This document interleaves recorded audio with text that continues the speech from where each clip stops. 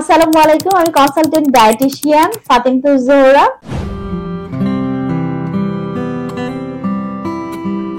40 বছর বয়সের পরেই ভিটামিন বা মিনারেল বা মাল্টিভিটামিন যে সাপ্লিমেন্ট, সেই সাপ্লিমেন্ট নেওয়াটা আসলে কি প্রয়োজন? চলুন জেনে নিই বিজ্ঞানের ভাষায় কি বলে। এটা আসলে অনেকে মনে করে ট্রেন্ড, কিন্তু এটা আসলে কি জরুরি কিনা আসলে আমাদের এটা জানা প্রয়োজন। এনআইএইচ এবং মায়ো ক্লিনিকের তথ্য মতে যদি বয়স 40-এর বেশি হয়ে যায় তখন অনেকের ক্ষেত্রেই হরমোনের ভারসাম্যতা দেখা দেয়। হরমোনের ভারসাম্যতা যখন দেখা দেয় তখন ক্যালসিয়াম এবং আয়রন অ্যাবজর্পশনে অনেক সময় ঘাটতি দেখা যায় এবং ভিটামিন ডি এর অ্যাবজর্পশনেও ঘাটতি দেখা দেয়। এছাড়া পাকস্থলীতে যখন অ্যাসিডের পরিমাণ কমে যায় তখনও দেখা যাচ্ছে কিছু কিছু ভিটামিন এবং মিনারেলস, তার মধ্যে ভিটামিন বি12, আয়রন এবং ক্যালসিয়ামের অ্যাবজর্পশন ক্ষমতাটা কমে যায়।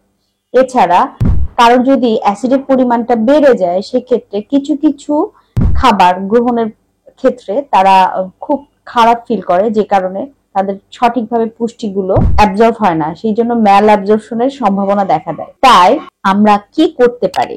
আমরা vitamin D, calcium, magnesium, omega-3 fatty acid এবং মাল্টিভিটামিন দিতে পারি। সেক্ষেত্রে অবশ্যই যারা বয়স্ক আছে, সিনিয়র সিটিজেন আছে, তারা ডাক্তার বা ডায়েটিশিয়ানের পরামর্শে এই মাল্টিভিটামিন গুলো গ্রহণ করতে পারবে। ভিটামিন ডি সাধারণত ইমিউনিটি এবং হাড় ক্ষয় প্রতিরোধে সাহায্য করে।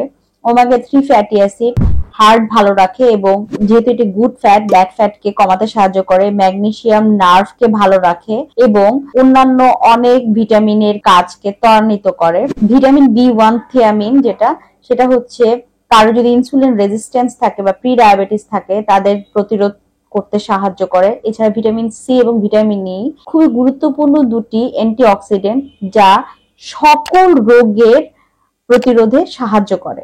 এছাড়াও যে সমস্ত মহিলারা মেনোপজ হয়ে গিয়েছে তাদের ভিটামিন ডি এবং ক্যালসিয়ামের ঘাটতি দেখা যায়, ভিটামিন ডি এবং ক্যালসিয়াম অবশ্যই তাদেরকে দিতে হবে। এবং যে সমস্ত পুরুষের প্রোস্টেটে কোনো সমস্যা হয়েছে তাদের ক্ষেত্রেও ক্যালসিয়াম এবং সেলেনিয়াম এবং ভিটামিন ডি এবং ভিটামিন ই, এই চারটি জিনিসই প্রয়োজন। সুতরাং 40-এর পরে মাল্টিভিটামিন বা ভিটামিন বা মিনারেলস এর সাপ্লিমেন্ট এটা ঘাটতি দেখা যাওয়াটা স্বাভাবিক।